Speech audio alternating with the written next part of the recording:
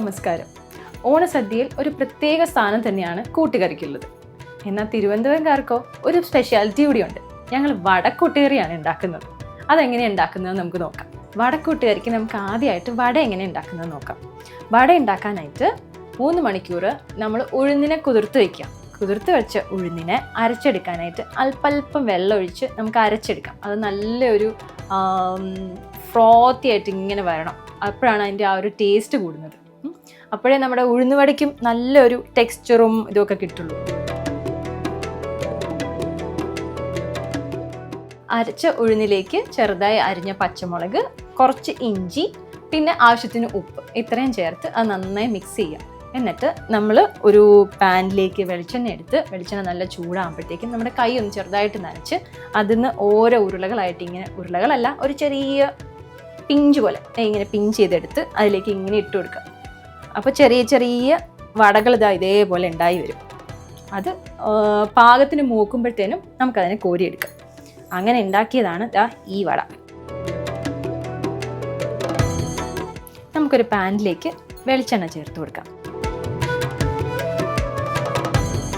അതിലേക്ക് ആദ്യം നമ്മൾ കട്ട് ചെയ്ത് വെച്ചേക്കുന്ന സവാള ആഡ് ചെയ്ത് കൊടുക്കാം.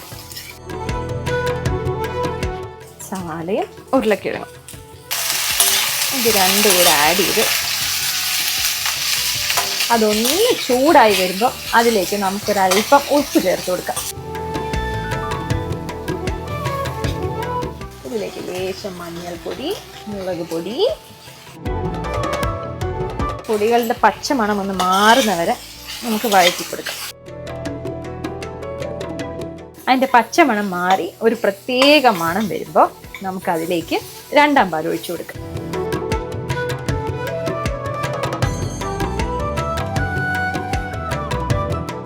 2ാം പാൽ നന്നായി വറ്റിയ ശേഷം നമുക്കിതിലേക്ക് ഉഴുന്ന് വട ആഡ് ചെയ്യാം.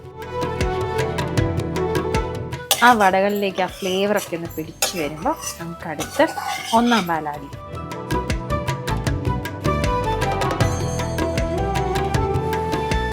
ഒന്നാം പാൽ ആഡ് ചെയ്ത് കഴിഞ്ഞാൽ നമ്മൾ അധികം ചൂടിൽ വെക്കേണ്ട ആവശ്യമില്ല. താളിക്കാനായി നമുക്ക് അല്പം വെളിച്ചെണ്ണ ഒഴിച്ച് ലേശം കടുക് ചേർത്ത് കൊടുക്കാം.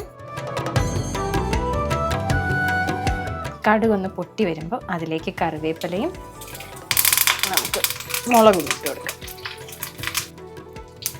എന്നിട്ട് താളിച്ചെടുക്കാം.